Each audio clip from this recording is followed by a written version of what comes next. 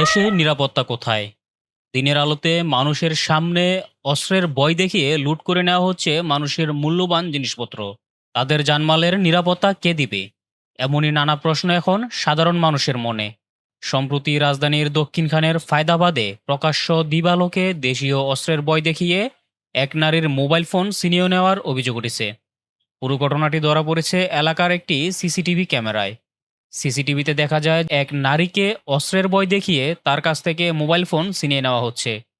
দিনের বেলা প্রকাশ্যে এমন ঘটনা স্থানীয়দের মধ্যে উদ্বেগ ও ক্ষোভ দেখা দিয়েছে।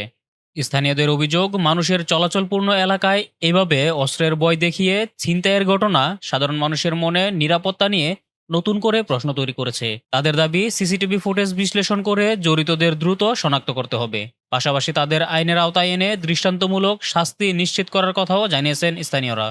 দিনের আলোতেই যদি অস্ত্রের ভয় দেখিয়ে মানুষের সর্বস্ব কেড়ে নেওয়া হয়, তাহলে সাধারণ মানুষের নিরাপত্তা নিশ্চিত হবে কিভাবে? এমন প্রশ্নই এখন ঘুরপাক খাচ্ছে স্থানীয়দের মনে।